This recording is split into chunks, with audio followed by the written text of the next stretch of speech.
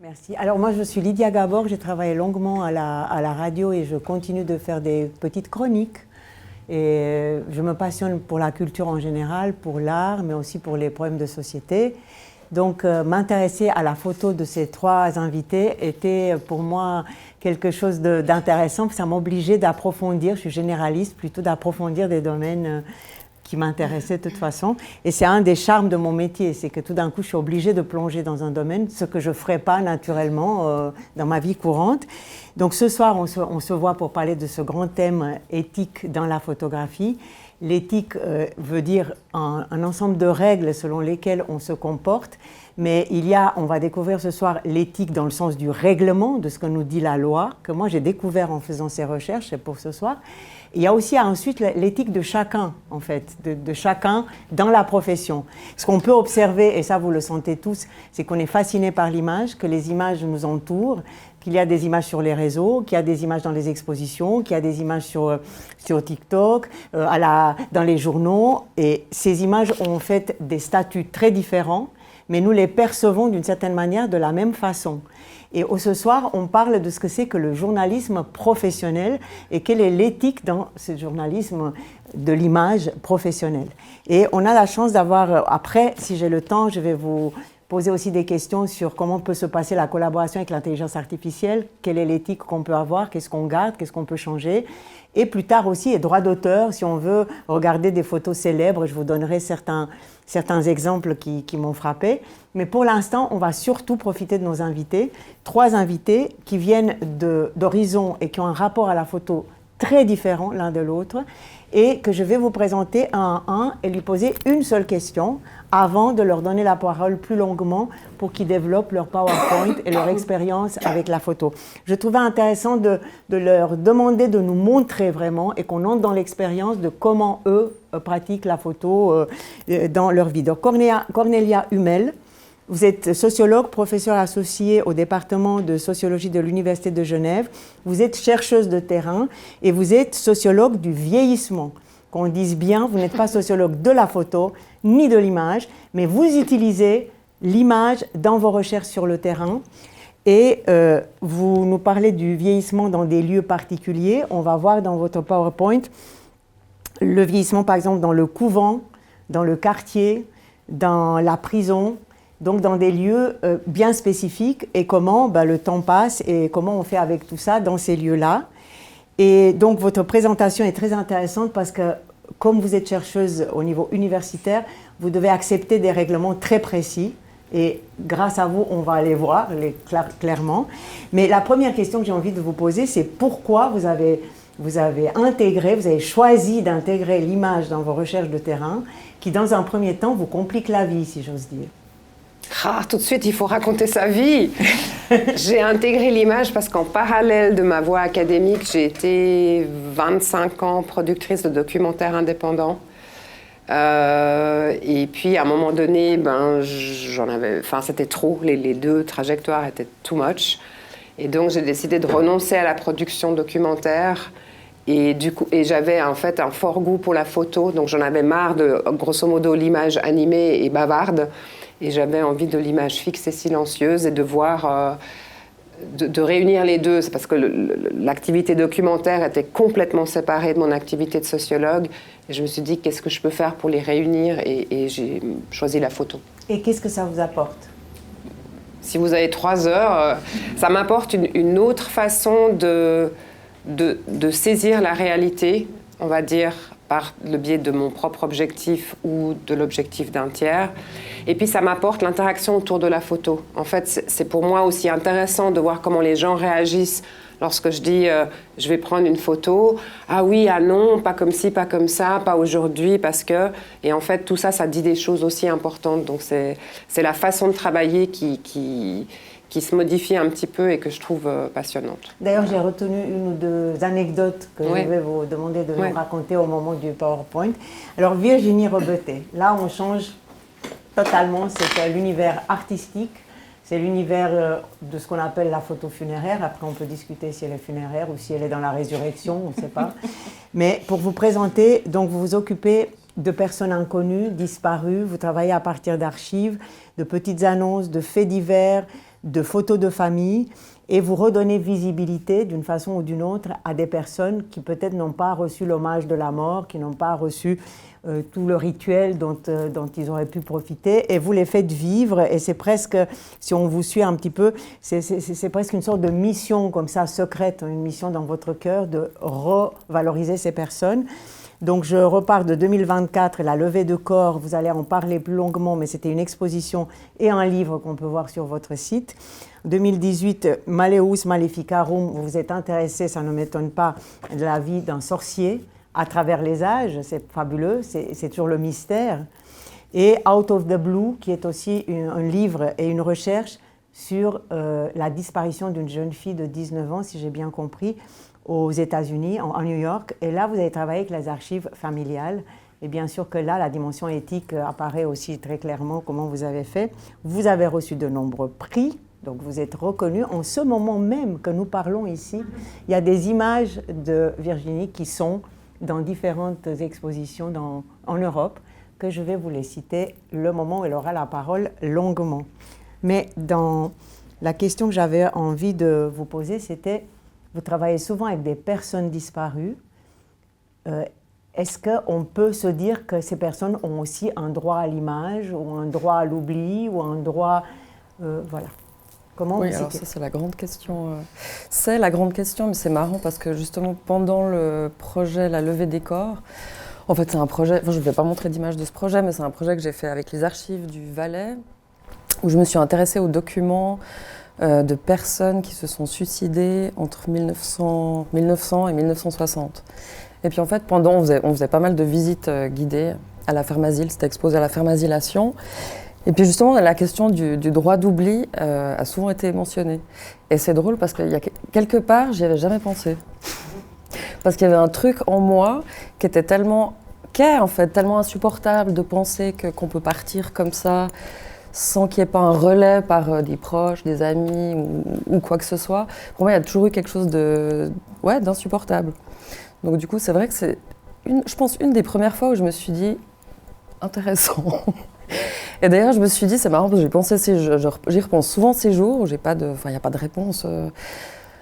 Mais je pense que je vais m'y intéresser plus en profondeur et peut-être sur un projet en particulier en fait.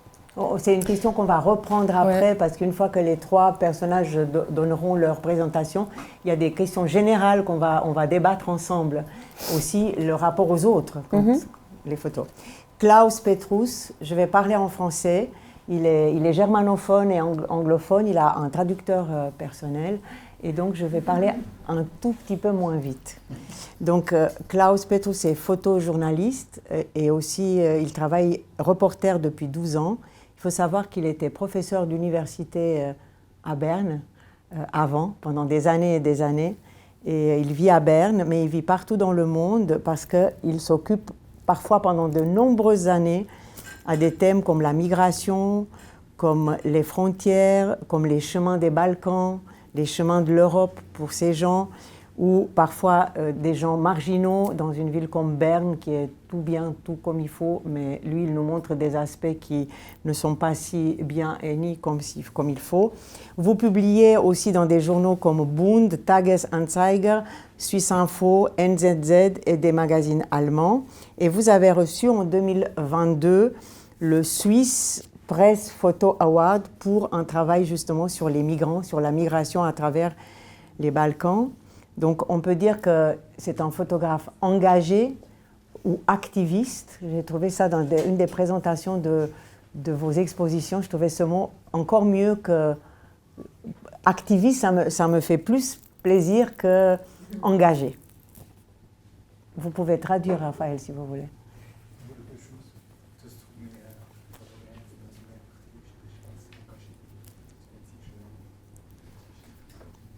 Ja, das ist jetzt ein bisschen schwierig, weil ich würde genau das verneinen.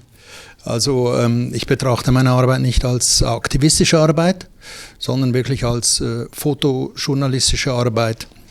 Aber die Grenzen des engagierten Fotojournalismus zum Aktivismus ist natürlich eine schmale Grenze, aber ich habe sogar mal gesagt, dass ich relativ allergisch bin gegenüber Aktivismus, Entschuldigung. weil ich finde, dass es wichtig ist, diese Grenze zu ziehen zwischen Journalismus und Aktivismus. Und von daher würde ich sagen, nein, diese aktivistische ist nicht das, was ich versuche auch nicht die Welt zu verbessern mit meiner Arbeit. Ah, but if it happens.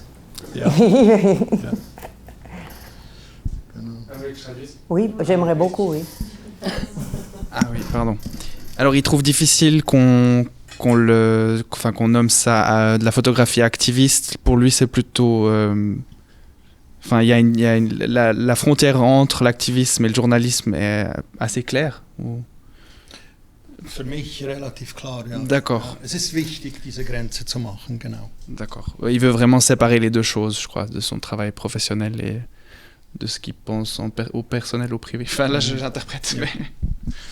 Genau. Alors la question, comme j'ai posé une question à chacun des invités, la question que je voulais le poser, c'est est-ce que parfois il censure certaines images ou comment il vit cette tension entre documenter et respecter les situations, les personnes qui sont dans ces sujets. Hast du das verstanden? Zensierst du gewisse Bilder? Ah, gut. Oh, das ist aber wirklich eine schwierige Frage. Also ich würde ganz generell, schon sagen, dass es darum geht, so etwas wie die Würde der Leute, die man darstellt, zu bewahren. Das können Leute sein, die noch leben oder oft, in meinem Fall auch, die inzwischen tot sind, dass man die Würde respektiert. Aber darüber hinaus gehöre ich zu denen, die sagen, dass man eigentlich alles zeigen sollte. Il trouve important qu'on respecte la dignité des personnes dont on prend une photo, mais il fait partie des personnes qui croient qu'on peut tout montrer, en fait. Voilà, donc nous avons ici 3 attitudes très intéressantes, je trouve moi. On va donner la parole maintenant à Cornelia Hummel, si vous êtes d'accord de commencer à présenter votre PowerPoint. Est-ce que jusque-là, vous avez une grande question qui vous empêche de suivre ou qui vous reste à travers et qu'il faut peut-être clarifier? D'accord. Alors Cornelia, merci. Alors, je vais peut-être préciser aussi pourquoi je suis là pour parler d'éthique, parce que je ne vous parle pas de méthode visuelle, qui est un de mes champs d'enseignement médiétique. C'est que je fais partie de la commission de réflexion sur l'éthique de la recherche de ma faculté. Je fais aussi partie de la commission d'éthique de la recherche de l'Université de Genève. Alors, pourquoi je m'intéresse à l'éthique? Et là, je vais devoir préciser un petit peu ce que disait Lydia tout à l'heure. Autant l'aspect légal, la loi, c'est inscrit dans la loi. Effectivement, ce sont des règles qui sont, par exemple, dans le Code civil. On a parlé tout à l'heure de façon informelle de l'article 28, le droit de la personnalité, le droit à l'image. Vous connaissez toutes et tous cela. L'éthique, c'est quelque chose de beaucoup plus vivant, de dynamique, qui suit beaucoup plus rapidement les sensibilités que le droit. Et qui est écrit parfois dans des codes d'éthique, mais qui est du registre du normatif, on va dire, par rapport à la loi. Et donc, l'éthique, en tout cas l'éthique de la recherche, parce que je ne vais parler que d'éthique de la recherche en ce qui me concerne, c'est majoritairement réfléchir à un des grands principes éthiques qui date du procès de Nuremberg. En fait, l'éthique de la je vous le fais rapide, hein. L'histoire de l'éthique de la recherche date du procès de Nuremberg, où on a notamment fait le procès des expériences médicales qui avaient été menées dans les camps. Et c'est après le procès de Nuremberg qu'il a été dit que non, on ne peut pas faire tout et n'importe quoi au nom de la science. Il faut qu'il y ait des règles. Et une des grandes règles, c'est ne pas nuire. Ne pas nuire aux gens avec qui on fait de la recherche. Alors l'éthique a longtemps été confinée, on va dire, au champ biomédical et ensuite est passée dans d'autres disciplines comme les sciences sociales. Et donc moi je m'intéresse beaucoup à ça parce que le ne pas nuire est soumis à différentes interprétations, évolue au cours du temps. Et pourquoi ça m'intéresse aussi dans le domaine de l'image? Alors je vous donne un exemple. Cet après-midi, j'étais dans une formation pour les doctorants et doctorantes en sciences sociales. Et puis je voyais bien que quand je commençais ma conférence, tout le monde était un petit peu crispé parce que l'éthique, ça fait un peu la police et puis on n'a plus le droit de faire et puis ça nous embête. Et je leur ai dit, mais en fait, Dans la conférence d'avant, quand quelqu'un a présenté aussi l'histoire des méthodes visuelles en sciences sociales, il a montré des photos ethnographiques datant de la fin du 19e siècle, notamment Malinowski avec sa tenue coloniale, devant tout un groupe de femmes noires, seins nus, machin. Et je dis, voilà, aujourd'hui, en période de critique postcoloniale, ce genre de photos pose problème du point de vue éthique, pas forcément du point de vue du droit. Admettons que Malinowski leur a demandé « Ah zut, il ne savait pas écrire, alors bon, on n'a pas de traces », admettons. Mais pose vraiment des questions sur le regard occidental, sur la façon d'aller sur le terrain, sur la façon de prendre des photos de populations vulnérables. Et je dis souvent aussi aux étudiants, oui, vous pouvez faire des photos de sans-abri ou de personnes migrantes ou de personnes pauvres. Elles ne vous feront jamais de procès.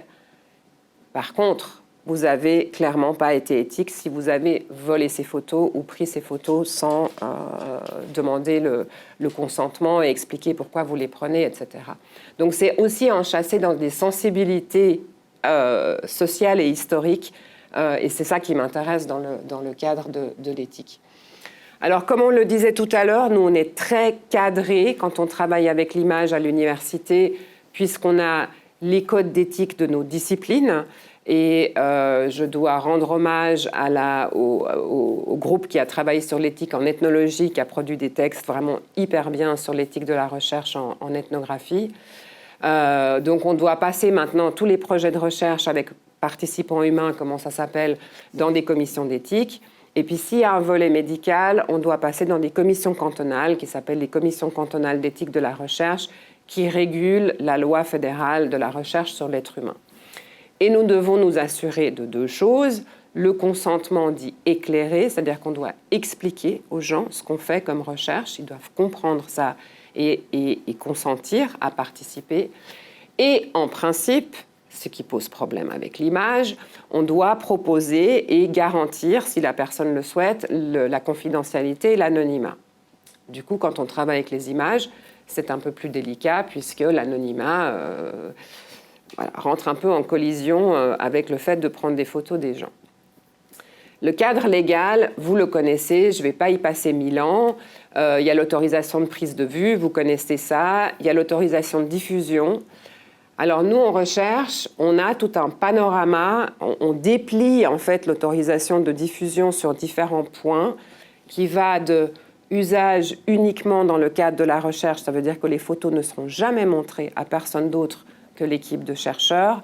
Usage pédagogique, on peut les montrer dans des cours à l'université. Usage grand public, mais quand même spécialisé, ce qu'on est en train de faire ici, ou grand public, et on peut faire des livres grand public, on peut les mettre par exemple dans des articles scientifiques, mais en open access, etc. Donc on déplie ces autorisations. Et puis, quand on est dans une période où les méthodes participatives ont beaucoup de succès, donc où en fait les participants à des recherches pourront presque être considérés comme des co-chercheurs et produisent elles-mêmes et eux-mêmes des données. Par exemple, prennent des photos, je vous donnerai tout de suite un exemple. Et là, on est tout de suite dans quelque chose de nettement plus complexe parce qu'on délègue l'aspect éthique, légal aux participants. Et ce participant, en plus, devient un auteur, puisque vous le savez, toute image produite, même par quelqu'un qui est complètement amateur, est une œuvre. Et donc, les personnes, si on veut utiliser leurs photos, doivent nous signer une cession de droit d'auteur. Alors, je vais vous montrer 3 exemples où j'ai utilisé la photo dans des dispositifs différents. Quand j'ai pris moi-même des photos, c'est ce que j'ai appelé la sociologue photographe. Il y a le participant photographe, c'est le projet en prison, c'est au masculin parce que c'était des prisons que pour des hommes. Et puis la sociologue et le photographe, où j'ai travaillé avec un photographe professionnel. Alors, premier exemple, alors voilà, c'est un petit peu ça illustre rapidement les 3 projets. Donc vieillir en couvent, vieillir en prison, et puis ça n'a rien à voir, la piscine municipale, je vous expliquerai aussi pourquoi, monsieur, je ne sais pas si vous le traduisez au fur et à mesure. Ça va ? Oui. Vous suivez ? Oui. Alors, pourquoi le couvent ? Donc, je m'intéresse effectivement au vieillissement dans différents contextes. La spécificité des couvents en Suisse, mais aussi en Europe, c'est qu'il y a un vieillissement démographique très fort. Donc, il y a les anciennes sœurs qui sont là, mais il n'y a plus de nouvelles entrantes. Il n'y a plus de nouvelles novices qui prenaient traditionnellement soin des anciennes et des anciens s'agissant de lieux pour hommes. Et puis là, problème, il y a plein de congrégations où il y a pas mal de personnes âgées, voire très âgées, et plus de jeunes. Et un couvent d'Ursulines à Fribourg a fait cette initiative originale d'enchasser dans le couvent 2 étages médicalisés qui sont en fait une maison de retraite. Donc il y a les sœurs valides qui sont dans les 2 autres étages et puis les sœurs des étages médicalisés où il y a du personnel soignant professionnel, des aides-soignantes, aussi des animatrices, etc. Et moi, ça m'intéressait beaucoup parce que ça interrogeait tous les travaux qui ont été faits sur le passage en maison de retraite comme rupture forte, où on sort de son quartier, où on perd la vie sociale de ce quartier, où parfois on s'éloigne de sa famille ou de ses amis, où on doit renoncer à ses objets, on doit renoncer à ses routines. Et dans le couvent, c'est les mêmes personnes que vous croisez, c'est la même chambre, à un étage d'intervalle, vous gardez tous vos objets, et pourtant, on m'a dit oh, le passage dans les étages médicalisés, c'est horrible. Je me suis dit, ah, ça c'est intéressant. Donc j'ai photographié la vie quotidienne de l'ensemble des espaces, les médicalisés et les non médicalisés, avec des... Enfin, c'était mon premier projet où je photographiais moi, et j'ai trouvé super intéressant de voir en fait la réaction. On m'a fait photographier des choses. Photographier ça, c'est intéressant. Alors pour moi, c'était pratique. Ah, pourquoi donc ça m'a permis de poser plein de questions que j'aurais pas forcément pu poser si j'avais été juste en observation ou en entretien, y compris les refus. Et ça, c'est ce que je retiens de ce projet-là. Donc j'avais un appareil réflexe très bruyant, avec une pas de zoom, donc je pouvais pas mettre à 10 mètres et puis zoomer sur l'accent, je devais aller près. Et du coup les personnes se rendaient compte et pouvaient en fait consentir au fur et à mesure à la photo, puisque je ne pouvais pas dire bonjour, signez-moi une autorisation de prise de photo là pour les 6 mois à venir. Je trouvais que c'était alors justement l'éthique qu'on veut pas, l'éthique comme je l'appelle, administrative ou de guichet. Mais je disais, je vous demanderai chaque fois... Alors, il y a eu des situations très compliquées avec des sœurs aphasiques qui ne parlaient plus, où je n'arrivais pas à comprendre si elles étaient d'accord ou pas, bref. Et puis, il y a cette anecdote de cette photo à gauche, où je trouvais intéressant le cadre qui montrait, en fait, la médicalisation, mais soft, de ce réfectoire, qui était le réfectoire de l'étage médicalisé. Et puis, je vois cette sœur, et je n'ai pas fait attention, je l'avais déjà croisée ailleurs, mais je n'ai pas fait attention. Je cadre, ça fait bip bip, et je déclenche. Et elle se tourne vers moi. Tout de suite après, elle me dit « Ah non, ça, il ne fallait pas prendre en photo. » Et je lui dis « Mais pourquoi ?» Et elle me dit « Parce que je ne suis pas dans le bon réfectoire. » Je dis « Quel bon réfectoire ?» Elle me dit « Non, moi, je ne suis pas malade. Ici, c'est le réfectoire des malades. » Pardon, j'ai appuyé sur le micro. Ici, c'est le réfectoire des malades. Moi, je ne suis pas malade. Je me suis dit, ah, donc il y a une distinction eux, elles, nous, alors qu'on me disait tout le temps, non, mais on est tous ensemble, il n'y a pas de différence. Donc elle ne voulait pas être au mauvais endroit dans le réfectoire des malades. Alors je lui ai quand même demandé l'autorisation de conserver la photo parce que ce qu'elle me disait était intéressant, donc elle a un peu ronchonné, puis elle a dit OK. Et puis le soir, dans l'autre réfectoire, je l'ai mitraillée dans tous les sens, ça ne lui posait plus aucun problème. En particulier quand elle débarrassait la table et faisait le service pour ses collègues, parce qu'elle était autonome, parce qu'elle n'était pas malade. Et voilà. Donc, pour moi, ça illustre ce que je disais tout à l'heure. Ce que les gens me disent autour des prises de vue est hyper précieux et dit plein de choses autour des questions qui, moi, m'animent. Là, en l'occurrence, ce double régime de logement dans un même bâtiment autour de vieillesse dépendante ou vieillesse autonome. Mais il y avait une autre histoire autour du clic. Vous étiez pendant un service, les matines. Alors, oui, et là, vous vous disiez, est-ce que je le mets sur silencieux? Est-ce que j'ai le droit de faire le bruit? C'était un tout nouvel appareil photo. Je l'avais acheté exprès pour ce projet. Et j'avais une optique fixe parce que c'est souvent un peu sombre dans le couvent et j'étais hyper fière. Et ma première observation dans ce couvent, on m'a dit, suivez la messe. Donc je suis allée à la messe Et donc c'est dans l'église qu'il y a au centre de Fribourg, où le rez-de-chaussée est pour le grand public, et puis il y a un balcon où viennent en fait les sœurs des étages médicalisés. Et je commence à faire des photos et j'ai été terrifiée par le son de mon obturateur. J'étais là, oh, c'est horrible, je peux pas. Puis je me disais, ouais, je retourne tout de suite au magasin photo et je dis non, ça va pas. Et puis après, j'ai quand même, j'ai fait 2-3 photos un peu en mode stress, puis j'ai demandé aux sœurs, j'ai dit, vous entendez fort hein, quand je prends des photos. Puis elles disaient, non, ça va, en fait, ça va très bien.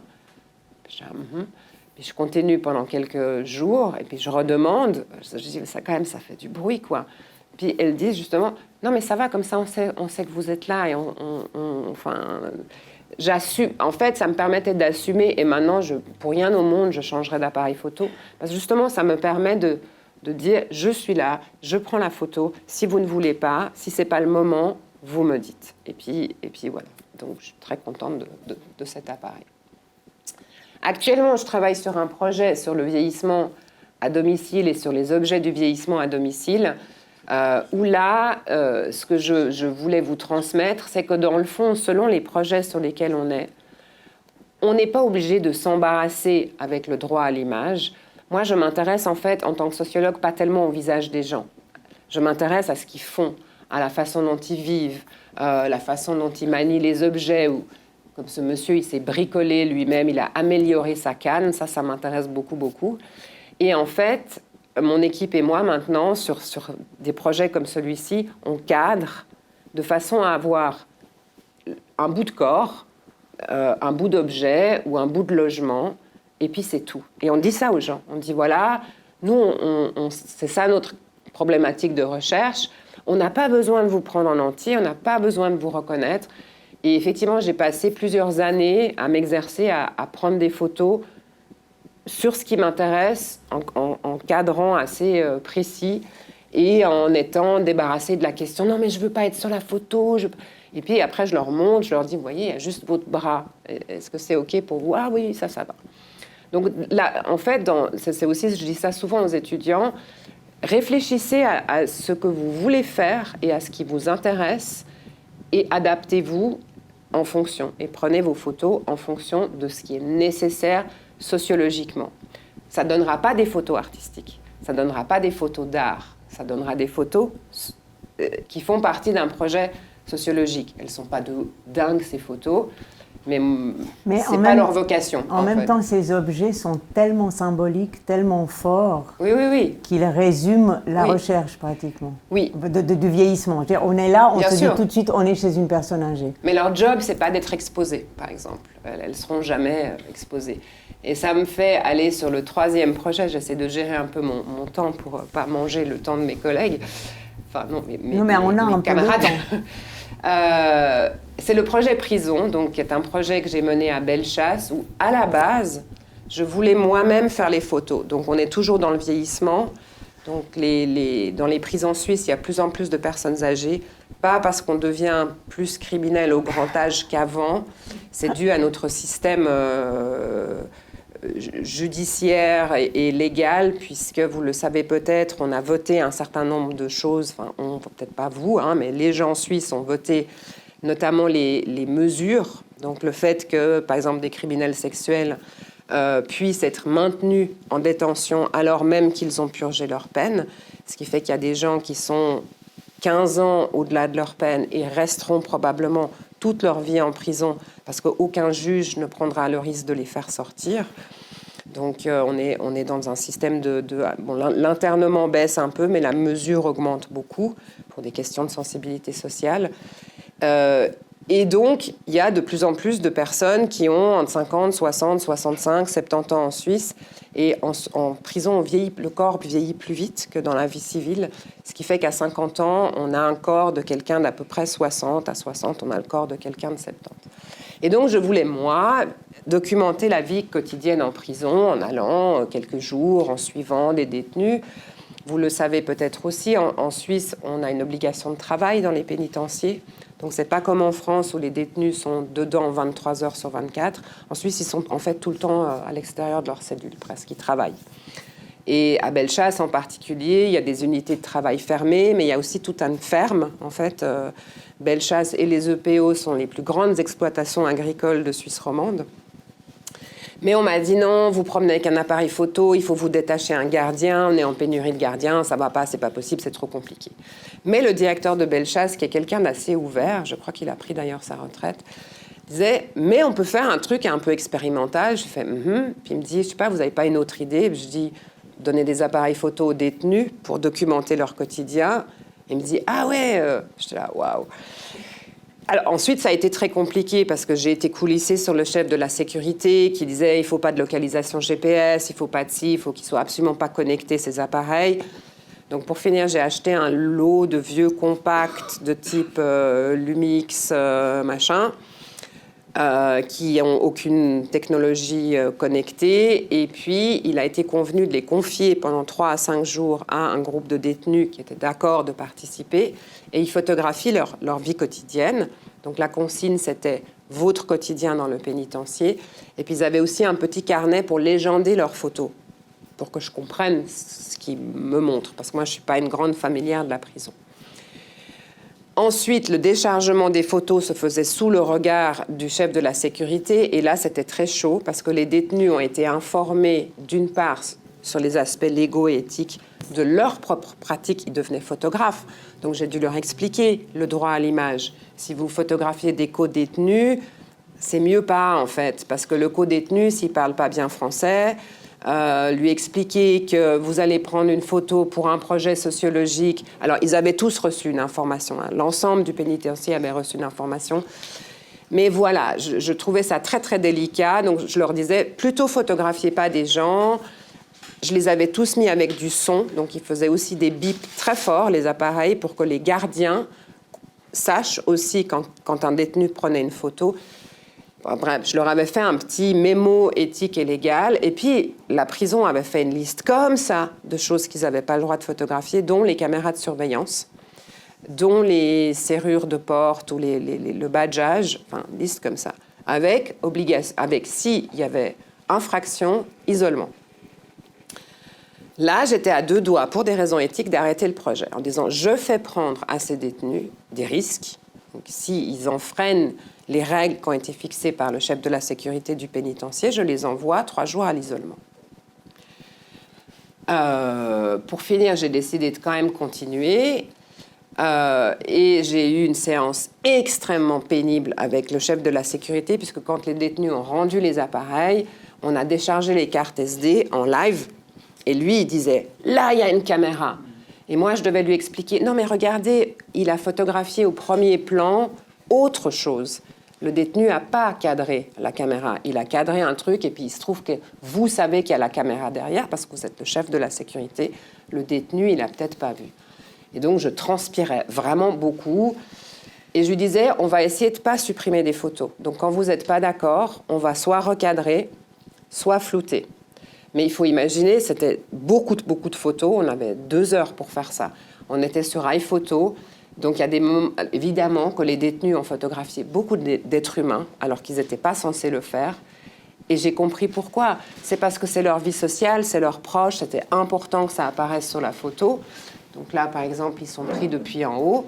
Et le chef de la sécurité m'a dit « Non, mais ça ne va pas, vous supprimez. » Je dis « Non, je ne veux pas supprimer. Pour moi, c'est important que ces personnes, surtout que j'avais la légende, c'est mes amis. Donc, non. Je dis, on floute. Et donc, je prenais le gros pinceau de iPhoto de l'époque et en 4e vitesse, je floutais comme ça. Donc, vous voyez la qualité merveilleuse de mon floutage parce que je n'avais pas le temps et je voulais sauver la photo. En fait, il fallait sauver la photo. Donc, ça donne des photos moches, vraiment très moches. Pas forcément à cause de la prise, mais à cause du travail un peu rustique que j'ai vu. Vous voyez, elles n'ont pas le même cadre, enfin, le format n'est pas le même. Et alors, pour la petite histoire à propos de photos moches, j'ai proposé ces photos à la revue suisse d'anthropologie sociale et culturelle, qui a une rubrique audiovisuelle, qui jusqu'alors avait publié, certes, des photos de terrain, mais toujours fait par des chercheuses ou des chercheurs très doués en photo. Donc, c'était une belle rubrique. Et moi, je leur ai envoyé ça. Et je me suis dit, est-ce qu'ils vont publier des photos moches, faites par des pas photographes, faites par monsieur et madame, enfin monsieur tout le monde en prison. Et j'ai senti que c'était un peu... oui, mais bon, c'est le sens de notre rubrique, donc bon, ok, on accepte. Et en fait, j'étais hyper contente que ces photos soient publiées. Mais, autre moment intéressant pour vous, quand j'ai expliqué au directeur qu'ils étaient auteurs, ces photos bénéficient du droit d'auteur, même si c'était détenu. Ils ne perdent pas leur authorship. Donc, je dois leur faire signer une cession pour pouvoir les publier. Alors là, le directeur, il disait « Ah ouais, incroyable. Oui, ben oui, ils ont des droits, ils ont un droit d'auteur sur ces photos. » Mais comment concilier l'anonymat? Alors, j'ai décidé que toutes les photos qui étaient faites par des tiers dans mes projets étaient toujours publiées en Creative Commons, Open Access, Open To, et puis que dessous, c'est écrit DR, droit réservé. Donc, on n'a pas le nom du photographe, on sait qu'il y a un photographe, mais il n'y a pas son nom, parce qu'évidemment que tous ces détenus ne voulaient pas qu'il y ait leur nom quand ils sortent, quoi. Et puis très rapidement, le troisième projet qui s'appelle « Faire photographier à la piscine ». Alors là, on n'est plus dans le vieillissement. Je voulais prendre un peu des vacances du vieillissement pendant un petit moment. C'est un projet en fait de transmission du regard du sociologue sur un lieu ordinaire. Donc j'avais choisi la piscine municipale comme lieu de mixité sociale. Et là, j'ai fait faire des photos par un photographe pour deux raisons. D'une part, parce que je n'ai pas la compétence pour photographier dans des lieux aussi intenses. Le couvent, c'était lent, c'était des sœurs âgées. Je pouvais prendre du temps pour... À la piscine, ça y va, selon les... Donc, il fallait quelqu'un qui puisse faire des bonnes photos rapidement. Et aussi, soit à l'aise dans un environnement qui n'est quand même pas évident. Alors, on était labellisés. Il y avait des affiches partout, on avait des t-shirts blancs où c'était écrit on est en train de faire un livre à la piscine, ce qui fait que les gens qui ne voulaient pas être photographiés, ils faisaient comme ça de loin. Non, venez pas. Et donc, il y a deux types de photos dans le livre. Des photos où on a le droit à l'image, où les personnes ont été sollicitées, ces deux dames et puis les parents de cet enfant. Mais 80% des photos ont été faites en contre-jour, en flou de bouger, de dos. Et en fait, on n'a pas du tout besoin du droit à l'image. On a pu montrer la vie de la piscine, aussi sa vie sensible, sa vie sensorielle. On a chaud, on sent le ketchup. Donc David Vanière, qui est donc l'auteur de ces photos, et quelle horreur, j'ai oublié de l'écrire en légende, a pu déployer toute sa technique pour restituer la vie de la piscine, mais sans qu'on prenne le risque, parce que l'éditeur aussi nous a dit « Oh, mais quelle horreur !» Puis on lui a dit « Tranquille, les gens ne se reconnaîtront pas eux-mêmes. » Alors, le prof de natation, là, lui, on ne le reconnaît pas, mais on avait son autorisation. Mais là, les jeunes, jamais ils se reconnaîtront. Et on a joué aussi sur le fait que cheveux mouillés, maillot de bain, en fait, on se reconnaît après coup assez peu. Parce qu'on n'a pas tous les marqueurs de nos habits, de notre sac à main, de notre coiffure, de nos lunettes, de nos bijoux et tout ça. Mais bon, David, je dois le dire quand même, a beaucoup souffert sur ce terrain. Il s'est senti voyeur, il avait peur de se faire agresser par les gens. Il a été pas mal en stress. Mais au final, ça s'est hyper bien passé. Donc on a fait une saison d'été et une demi-saison d'été, toujours dans la même piscine. Moi, à faire des entretiens, de l'observation, et puis lui, à faire des photos. Et là, vraiment, le projet a bénéficié de son savoir-faire. Et donc, ça fait 2 fois que je collabore avec des photographes professionnels et j'adore, en fait. Ça apporte encore autre chose. Voilà, je suis désolée, j'ai fait un peu long. Alors, merci beaucoup pour votre présentation. Je vous propose qu'on passe d'un univers à l'autre, parce que par rapport à notre thématique qui est l'éthique en photographie, c'est intéressant de voir des conditions de faire de la photo très différentes. Et avec Virginie Roberté, on va se retrouver dans quelque chose qui est beaucoup plus artistique et donc qui peut-être obéit à d'autres règles. Je ne sais pas, c'est la question que j'ai envie de lui poser. Est-ce que vous êtes à l'aise pour vos présentations ? Oui. D'accord, vous sentez bien là, c'est bien. Je me sens bien. En fait, je voulais dire que d'habitude, les quelques travaux que j'ai vus de vous, c'est plutôt sur les disparitions, sur des choses mystérieuses, un peu étonnantes qu'on va découvrir. Mais ça, c'est un des premiers travaux. Votre thème, c'est quand même l'absence, la présence.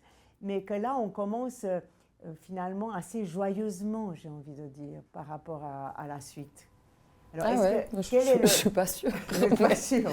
Ouais. Alors, comment est né ce travail? Et d'abord, est-ce que même quand on est dans un appartement comme ça, il y a des règles à respecter?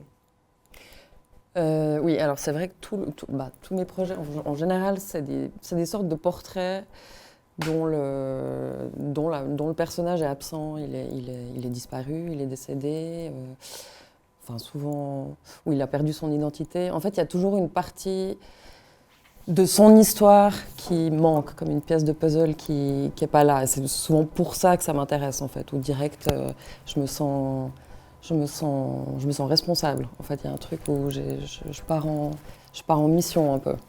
Ça, c'est un projet qui s'appelle Flirting with Sharon, que j'ai fait en 2008. Ça faisait partie de mon diplôme dans l'école d'art d'Amsterdam que j'avais fait. J'aime bien commencer par celui-là souvent parce que pour moi, il est un peu fondateur de tout ce qui s'est passé ensuite. Je me souviens que je cherchais à faire mon diplôme. Et que j'avais envie de rencontrer des personnes seules, complètement isolées, pas d'amis, personne. Et puis, je ne sais pas comment ça se produit, mais c'est toujours un peu mystérieux et magique, comment les projets se font et se construisent.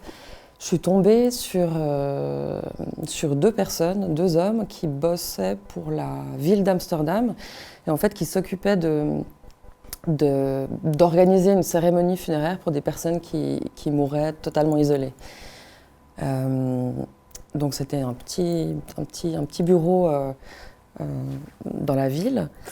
Donc je sais plus du tout comment je suis tombée sur eux et comment ça s'est fait, mais je suis allée les voir et tout de suite ça m'a complètement intéressée.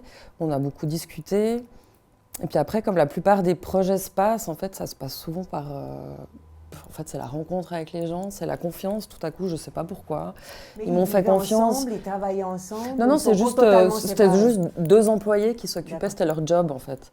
Donc dès qu'une personne qui était isolée mourait, la première chose qu'ils faisaient en fait, c'était de se rendre dans l'appartement de ces personnes. Ils regardaient des papiers administratifs. Alors, s'ils voyaient que la personne était musulmane, ils orientaient un peu la cérémonie, parce qu'à Amsterdam, en fait, ils organisent une cérémonie, même s'il n'y a personne dans l'église. En fait, il y a aussi un poète qui est engagé pour ça, qui écrit un poème pour toutes ces personnes. Donc, c'est hyper beau. Donc voilà, ces 2 employés, en fait, moi, je leur ai demandé de les suivre. Ils passaient à peu près, 30 minutes. Enfin, c'était pas énorme comme temps. Et donc moi, je sais pas, naturellement en fait, j'ai commencé à mettre leurs habits, à me coucher dans leur lit, à arroser les plantes, de tous ces endroits où on sentait vraiment que la personne était partie la veille en fait. La lumière était allumée, il y avait le natel qui le chargeait. Enfin pour moi c'est des trésors, c'est des lieux saints quoi, où tout à coup la personne vient de partir, où chaque objet devient précieux, devient hyper important en fait. Mais avant de faire cette démarche, donc vous entriez dans les appartements de toutes ces différentes personnes, donc c'est des personnes que vous avez dit vous ont fait confiance pour vous introduire, mais est-ce que vous vous êtes engagé à une certaine éthique dans votre travail? Est-ce qu'ils ont demandé que vous travaillez d'une certaine façon ou de ne pas forcément donner les noms ou de ne pas forcément donner l'identité? C'est des questions, hein, j'en sais rien. Ouais. Non, en fait, c'était assez surprenant parce que je sais pas, des fois, c'est ce que je disais, tout ça se passe un peu, tout à coup, il y a des personnes en face de moi qui me font confiance, surtout que je leur ai pas du tout expliqué le projet, parce que j'en sais rien, en fait, quand je commence un projet, je sais pas du tout ce que je vais faire. Donc, en général, les questions de j'ai le droit ou j'ai pas le droit, elles viennent peut-être après quand j'ai trouvé mon idée, en fait. Et puis, je sais pas, ils devaient se dire... Enfin, eux, ils étaient occupés à faire leur truc. Puis moi, j'étais dans une autre pièce à apporter des habits. Et puis au fur et à mesure, parce que ça a duré quelques mois, au fur et à mesure, voilà, je racontais, je parlais de mon projet. Et puis voilà, mais non, j'ai jamais rien signé. Il n'y a jamais eu de... Tu montres pas de rue ou tu n'as pas le droit de faire ça. Ou... Je pense qu'ils trouvaient un peu bizarre, quelque part. Ça, je voyais, mais ils cherchaient pas forcément à comprendre, en fait. Mais vous vous donnez vous-même, en fait, vous avez vous-même une sorte de corpus de règles ou de respect qui est en vous, qui est dans votre... C'est ça, parce qu'en fait, je me suis dit, j'avais envie... toute l'idée de mettre en scène dans ces lieux, c'était de nouveau, le fait que ces personnes, parce que l'appartement, il allait être nettoyé, liquidé quelques jours après, donc il n'y aurait vraiment plus aucune trace de la vie de cette personne, en fait. Et dans ma tête, c'était aussi une sorte de... Ouais, j'avais envie qu'il reste quelque chose, en fait, après eux, alors que je ne les connaissais pas du tout. Mais voilà, c'était aussi dans cette idée que de toute façon, la mémoire, elle est fictionnelle, et puis de créer une mémoire pour eux, en fait. Chaque image correspond à un autre endroit? Oui, alors là, je les ai mis complètement ensemble, parce que vous m'avez dit 4-5 images, donc j'ai rétréci le tout. Mais oui, alors en fait, là, j'avais fait une petite édition à 6 ou 7 livres, 6 je crois, où c'est 6 appartements. En fait, ça fonctionne aussi, c'est très cinématographique en fait les livres, parce que c'est vraiment, on tourne dans l'appartement où il y a plein de répétitions, où je fais des gestes différents et je ne suis pas sur toutes les images. Mais ce qui était hyper intéressant dans ce projet, c'était que la limite du c'est OK ou c'est plus du tout OK était hyper fine. Où tout à coup, je regardais l'appareil photo avec, je sais pas, je me rendais même pas compte, hein, avec un petit rictus, et c'était mort en fait. Tout à coup, on franchissait la barrière. C'est-à-dire ça donnait une interprétation ou ça insufflait quelque chose qui n'était pas adéquat. Ça donnait du voyeurisme, ça donnait quelque chose où... Des fois, c'est pas toujours explicable en fait, mais c'est après coup où je regardais toutes les images où c'était vraiment hyper clair, où ça c'était out, ça c'était OK. Enfin, c'était hyper intéressant parce qu'il y a aussi un côté un peu performance aussi. C'est pour ça que je l'appelle aussi un peu le projet un peu fondateur du reste, parce qu'il y a un côté où je sais que j'ai vraiment cherché à sentir cette limite en fait. Et à la dépasser carrément. Il y a des photos que je ne montrerai jamais et pour moi sont complètement inadmissibles presque. Mais c'était hyper intéressant de faire ce travail après coup. C'était comme un exercice en fait, de sentir cette et c'est donc frontière. vous-même, il n'y a personne d'autre qui a regardé et qui vous a dit ça tu mets pas, ça tu mets. C'est votre non, regard après coup. Oui, alors après, ça c'est comme dans tout projet. Il y a des projets qui sont éthiquement corrects ou pour certains et pour d'autres, c'est une limite franchie. Après, c'est vraiment personnel, mais c'est vrai que moi, j'ai pas toute la structure. Oui, mais c'est ça qui est intéressant. Vous êtes quasiment à l'opposé. Elle doit montrer ce qui est, et vous montrez ce qui est pour montrer ce qui est plus. Ouais, non, je crois que c'est pas ça la différence. Oui. Nous, on doit faire certifier. C'est clair, c'est évident. En plus du statut, du travail. On doit envoyer le projet, tout écrit à la commission d'éthique, qui met son tampon, ou qui met pas son tampon. Ouais. Bon, après, nous, c'est vrai qu'on a beaucoup plus de liberté en tant qu'artiste, mais il y a ce truc qui, pour moi, c'est pour ça que j'ai dit exercice. En fait, c'est comme un exercice, ce projet, où je me suis donné l'exercice de connaître et de sentir cette frontière qui est hyper importante pour moi, où mon but, c'est jamais de choquer ou de je sais pas. Mais est-ce que le fait que la personne, justement, soit disparue, que vous ne la connaissez pas, qu'elle n'a pas de famille qui peut venir demander des comptes, est-ce que ça vous libère ou au contraire, ça vous rend encore plus éthique parce que vous êtes seule garante, finalement? Ah, mais moi, je me pose... Moi, je pense que c'est plus pour moi.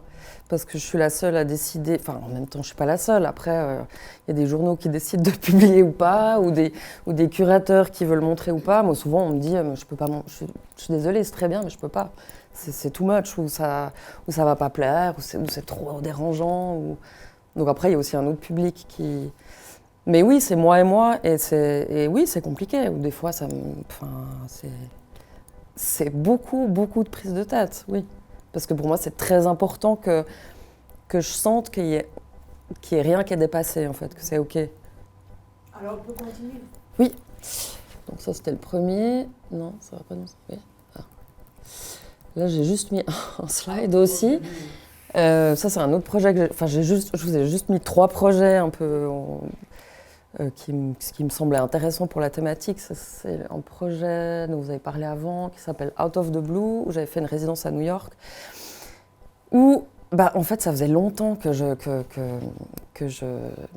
farfouillais les sites du FBI de gens disparus ou de gens pas identifiés, où en fait il donne des descriptifs très précis sur le physique, le corps, mais aussi des habits, du lieu où la personne a été retrouvée, etc. Je trouvais toujours hyper beau et hyper fascinant, parce que c'était vraiment comme des portraits en fait. Donc j'ai toujours voulu faire un projet sur des gens disparus et que j'ai jamais trouvé de quelle manière. Et puis en fait, aux États-Unis, j'étais en train de bosser sur un autre projet qui me prenait beaucoup de temps parce que j'avais jamais d'autorisation. Voilà. C'était sur une entreprise qui nettoyait des scènes de crime, où c'était ultra compliqué. Donc en fait, il y avait énormément de temps entre les fois où je pouvais aller. Puis du coup, je me suis dit, pour une fois, tu es sur place. Je me suis dit, j'ai envie de travailler autour de l'histoire d'une personne disparue, mais avec la famille, en fait. Et j'ai fait des recherches sur Internet pour trouver la famille avec qui j'allais travailler. Et puis après aussi, d'une manière assez magique, je crois que j'en avais choisi 3 qui n'étaient pas trop loin d'où j'habitais non plus. Et puis comme critère aussi, je m'étais donné, je me suis dit, je veux pas du tout une histoire qui est encore dans le drame, où c'est trop récent, ça va pas être possible, ça va être trop dur. Je crois qu'au final, ouais, j'avais sélectionné 3 familles et que j'avais pris contact en fait. C'était pas la première en fait, la famille de Suzanne. Et je sais pas comment ça s'est passé, mais les 2 ont été annulés pour des raisons assez dingues, en fait, des fois, qui m'ont conduit à cette famille-là. De nouveau, une fois, enfin, en fait, c'est toujours assez bizarre comme j'approche les gens, en fait, parce que c'est toujours assez spontané. Parce que Excusez-moi, Klaus, vous suivez? You follow or no? She's speaking too quick. In two words. Vous pouvez juste lui traduire l'idée. Il faut qu'il le suive.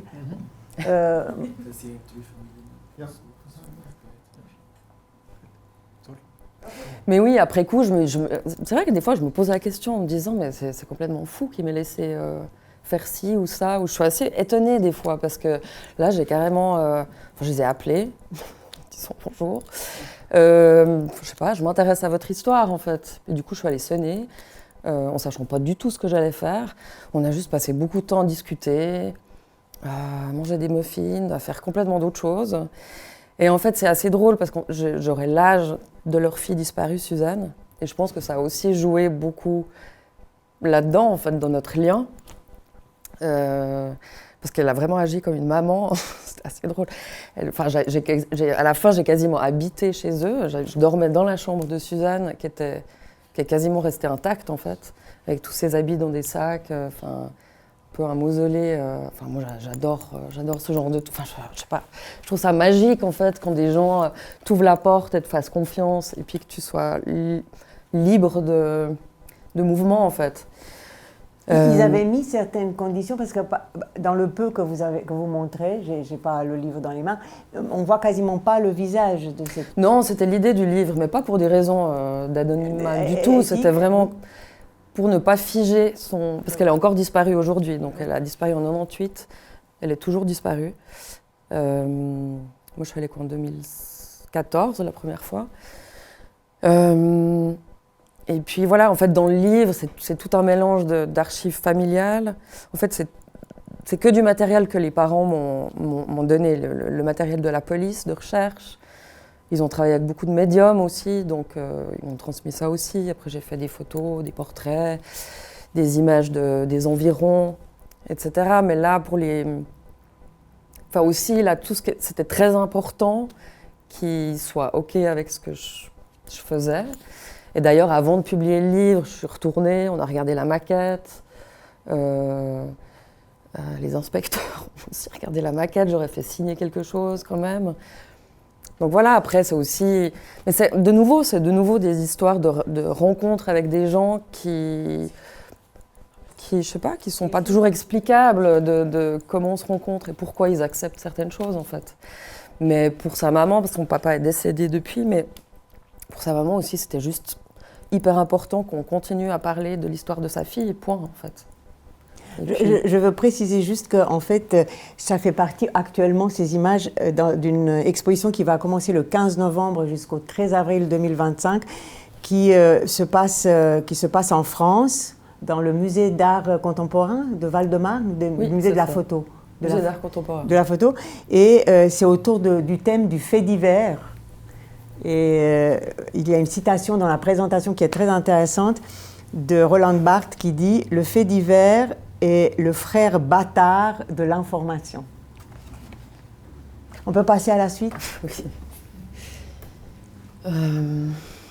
Oh là là.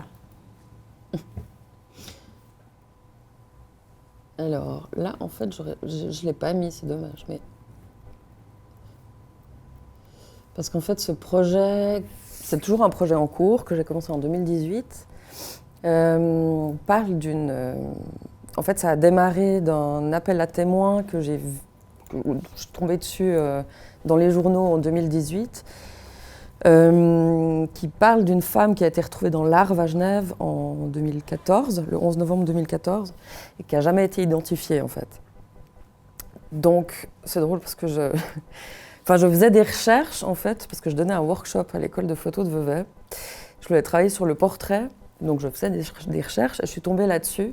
Puis en voyant ça, j'ai tout de suite eu ce que je ressens d'habitude, quand je tombe sur un truc qui me parle, ou je sais pas, il y a un côté un peu mission responsable, il y a un truc où il faut que j'y aille en fait. Tout à coup, je peux plus lâcher et il faut que j'en sache plus et que je creuse un peu.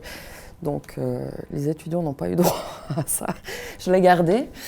Donc, ça a commencé par cet appel à témoins avec la photo de la femme qu'on voit qui venait de sortir de l'eau.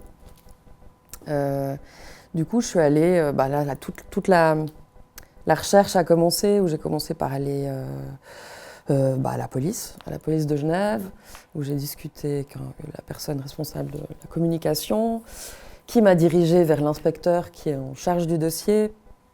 Et puis en fait, en discutant avec lui, il m'a appris en fait que le corps était toujours conservé à la médecine légale. En fait, je me suis dit, waouh, ça faisait déjà 4 ans en fait. Donc là, ça a encore attisé la curiosité. Je me disais, mais c'est pas possible, 4 ans, pourquoi en fait? Et puis, à partir de là, tout a commencé en fait, où je me suis dit, mais justement, éthiquement, je trouve ça complètement fou de garder un corps 4 ans. Surtout que l'inspecteur m'avait lu en fait toute l'autopsie, ce qu'il n'avait pas forcément le droit de faire, mais il me l'a lu, où ils ont prélevé le plus de choses possibles. Enfin, je sais pas, qu'est-ce qu'on peut prélever encore de plus sur le corps de cette femme. Donc voilà, où je me suis dit, mais j'ai envie de comprendre pourquoi. Et puis au fur et à mesure, le projet s'est développé en fait, ce que j'ai envie de ce projet, c'est d'être comme un membre de sa famille. Si elle reste non identifiée, j'aimerais pouvoir prendre soin d'elle, donc organiser ses obsèques en fait. Donc vous avez vu le avant corps? Ça, non, j'ai pas le droit. Non. Avant ça, j'ai fait plein de recherches pour comprendre en fait la chaîne de qui décide quoi en fait. Donc après quelques temps, j'ai compris qu'en fait c'est la procureure qui va décider à un moment donné de fermer le dossier, qui va appeler l'inspecteur, que lui va fermer le dossier, qui va appeler la médecine légale et que eux vont appeler les pompes funèbres en disant voilà, il y a un corps, elle va passer à la crémation sans personne, sans rien, et puis basta en fait. Et du coup, moi j'ai envie d'être celle qui va, le témoin en fait, celle qui va être là pour voir, pour la voir, pour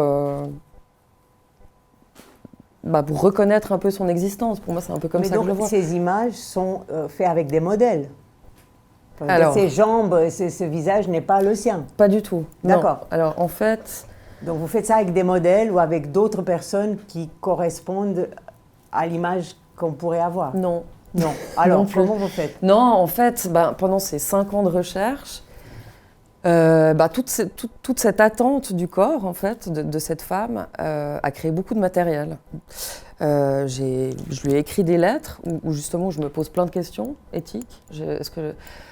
Où je posais un peu toutes mes idées de projet, où quand ce corps sera libéré, si je peux m'en occuper, entre guillemets, qu'est-ce que je vais faire en fait? Est-ce que j'ai le droit de lui organiser une cérémonie? Pas du tout, je la connais pas. Ok. Qu'est-ce qu'elle va porter en fait? Est-ce que je dois choisir quelque chose? Ben non, je la connais pas. En fait, tout ça, ça a été des gros questionnements pendant longtemps, où j'ai posé ça sur papier en m'adressant à elle en fait.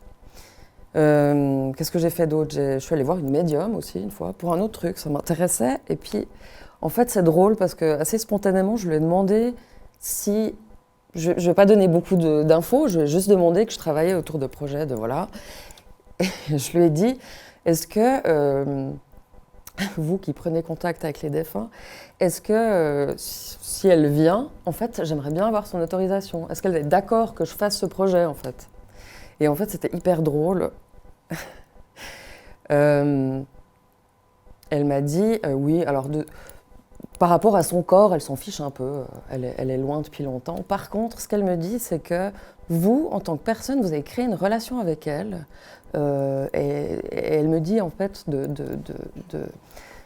lui lâcher la grappe, en gros. Lâcher les baskets. Et c'est vrai qu'en fait, pendant des années, c'est devenu, je sais pas, une proche à moi, en fait, où il y avait un espèce de stress, parce que je me disais, quand je vais recevoir l'appel, il va falloir que je sois prête, parce que ça va très vite. Donc, j'avais des sacs préparés dans mon hall chez moi, parce que je voulais prendre des empreintes de sa peau, enfin, je voulais faire plein de trucs. Et je m'interdisais de partir à l'étranger, parce que je me suis dit, si je suis à l'autre bout du monde et qu'on m'appelle, ça va pas être possible, je me le pardonnerai jamais. Et donc, ces photographies-là, ça a été un autre pan de toute cette matière qui a été créée pendant cette attente, qui est toujours là d'ailleurs, mais où en fait je me disais, mais je vais faire des images quand même. Mais j'ai jamais photographié un défunt. Donc j'ai pris contact, j'ai une amie aussi qui bosse en tant que thanatopractrice. Et je l'ai accompagnée pendant 4 ans, qui bosse en tant qu'indépendante, donc dans plusieurs pompes funèbres, où je me suis entraînée, entre guillemets, à photographier des cadavres. Et au fur et à mesure, ce qui était hyper intéressant, c'est que là aussi, c'était presque comme un exercice, en fait, pour le jour J. Et c'était hyper intéressant de me voir travailler, parce qu'au début, j'étais très en retrait. J'étais avec mon iPhone. Enfin, c'était pas forcément dans le but de les montrer plus tard, c'était vraiment de me familiariser, en fait. Et puis, petit à petit, je travaillais carrément avec elle. Enfin, on les habillait ensemble, enfin, voilà. Mais toutes ces images-là, il y en a des milliers, elles ont créé des autres questionnements aussi de comment on photographie un cadavre, est-ce qu'on a le droit, alors au-delà du légal, parce que forcément que j'ai dû demander des autorisations, mais au-delà du légal, c'est des personnes qui ont les yeux fermés. Donc comment je m'autorise à qu'est-ce que je photographie et qu'est-ce qu'on peut montrer, qu'est-ce qu'on doit montrer. Enfin, c'était un peu toutes ces questions-là qui est devenu important, qui s'est presque détaché du projet initial, en fait. Là, je crois qu'il y a d'autres photos. Et donc, ces images-là, qui viennent soutenir cette idée de l'inconnu, ne sont pas d'elle, c'est ça que je veux dire. Non, c'est pas des du images tout. qui soutiennent cette enquête. Si on oui. Veut. Voilà, c'était ma question par rapport Peut-être qu'en fait, ce projet, peut-être que je l'attendrai toute ma vie, cette femme, je ne sais pas. Elle est toujours, justement, ça va faire 10 ans en novembre, qu'elle est dans un frigo en médecine légale. Je sais qu'elle y est, toujours. Et je trouve ça complètement fou, en fait. Et donc, voilà. Qu'est-ce que je voulais dire d'autre? On va avancer. Alors Une toute petite question. Oui. Est-ce qu'ils lui ont donné un prénom? Il? Oui, les gens de la médecine légale. Alors ça, j'en sais rien, la médecine légale, mais la police l'a nommé l'inconnu de l'Arve. Oui, mais la médecine, parce que quand même, ils l'ont... Ouais, mais je suis pas sûre. En fait, c'est fou parce que je me suis rendu compte que tout le monde n'était pas au courant qu'elle était là. Moi, je me demande un peu si c'est un peu l'oublier, quoi. Enfin, elle est seule, hein, parce que c'est des frigos à moins 20. Il n'y en a pas beaucoup qui restent très longtemps.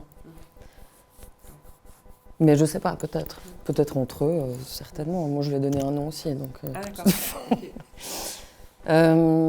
En fait, aussi... pendant ces 5 ans, chaque année, le 11 novembre, chaque année, je passe une annonce dans la tribune de Genève, en lui rendant hommage, en fait, où j'écris 7, 8, 7 ans que tu as été retrouvé, 7 ans que tu restes inconnu, 7 ans que tu es toujours parmi nous. Voilà, donc chaque année, il y a une sorte d'hommage, où là, justement, cette année, ça fera les 10 ans, donc je vais faire un plus gros truc. Mais voilà, je sais pas s'il y a encore des images, oui, il y en a encore 2. Voilà, donc là, ça soulève des questions éthiques par rapport à ces personnes-là aussi, bien sûr, même si j'ai des autorisations, mais quand même. Et par rapport à cette femme aussi, bien sûr. Donc il y a un peu les deux. Et le corps bronzé, est-ce que c'est un corps c'est un corps d'une personne décédée. Ce corps Ils sont tous décédés. Ouais. Parce que là, il est dans une position qui est encore très vivante. Enfin, là, on voit qu'il y a une sorte de lâcher, mais ce corps un peu plus bronzé... C'est juste qu'elle est un peu plus jeune, mais la position... Après, en Suisse, ça va très vite. Hein. Il y a des corps encore chauds. Moi, je trouve ça assez choquant des fois. Mais c'est quelques heures d'un EMS au pont funèbre à la morgue, ça peut aller très vite. Ouais. Donc, et les jeunes, parce que ça, c'est Oui. un personnage plus jeune, qui a eu un accident ou enfin, quelque chose qui est brutal. Enfin, Oui, alors il y a toutes les morts possibles, bien sûr. Ouais. Alors, si vous avez des questions, moi j'ai des questions, hein, mais si vous avez des questions, allez-y, une ou deux, et après on passe à tout à fait autre chose. Sinon, à la fin, on a aussi du temps pour poser des questions, mais s'il y a une qui brûle les lèvres. Moi, j'en avais une par rapport à un certain esthétisme de la mort. Alors ici, dans ce que vous avez choisi, il n'est pas si puissant, mais sur votre site ou dans d'autres photos que j'ai vues, il y a certaines photos qui sont belles, je veux dire, qui signifient clairement la mort, mais qui ont notamment une avec 2 mains sur un drap blanc et des pétales de rose. Ah oui, alors ça, c'est mon autre site. C'est ça que vous disiez au début, oui, parce que moi, vous avez dit que vous faites de la photographie funéraire. Oui.